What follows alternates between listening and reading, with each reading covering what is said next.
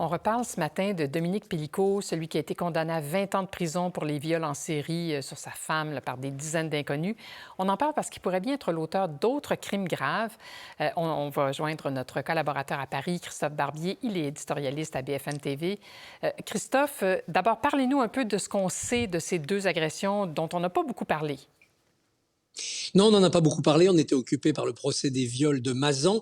Vous savez que Dominique Pénicaud a d'abord été arrêté parce qu'il filmait sous les jupes des femmes dans les supermarchés. Ça a amené une perquisition de son domicile. C'est là qu'on a découvert les vidéos de sa femme violée par des dizaines d'inconnus. Et puis, on a pris aussi son ADN. Et en mettant son ADN dans l'ordinateur de la justice, on s'est aperçu que l'ADN, comme on dit, matchait avec un autre ADN dans une affaire de tentative de viol 20 ans avant, en 1999, d'une jeune agente immobilière. Dominique Pénicaud avait été agent immobilier en Île-de-France, près de Paris, des années avant.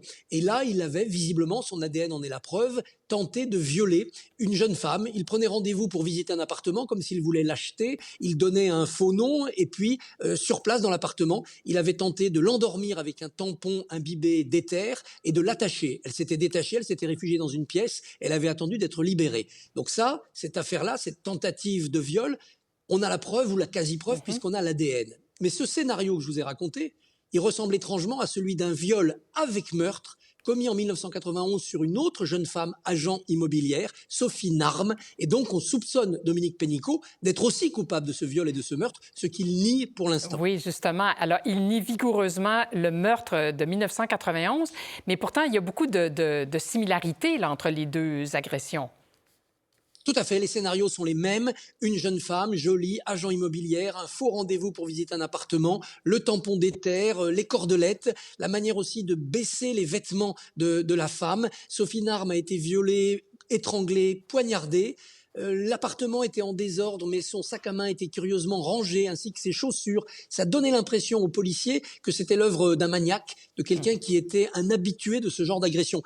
C'est pour ça qu'on se demande si le passé criminel de Dominique Pénicaud n'est pas extrêmement riche de méfaits. Par ailleurs, entre ces viols ou ces viols présumés de 91-99 et puis l'affaire Gisèle Pénicaud, il y a une vingtaine d'années, que s'est-il passé entre-temps? Est-ce que Dominique Pénicaud a retenu ses pulsions ou est-ce qu'il a commis d'autres meurtres?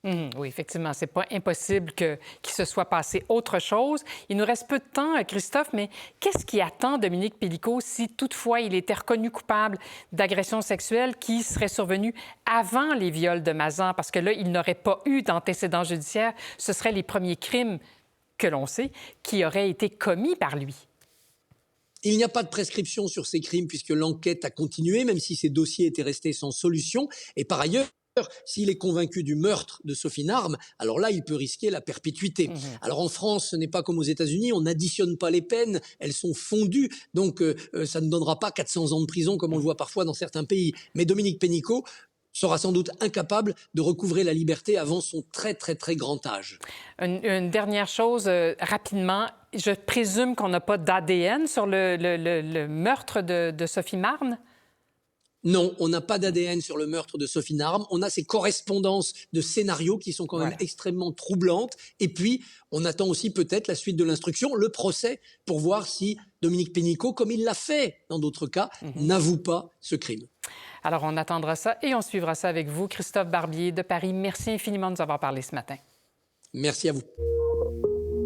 Pour voir nos émissions en entier, rendez-vous sur la chaîne Ici RDI.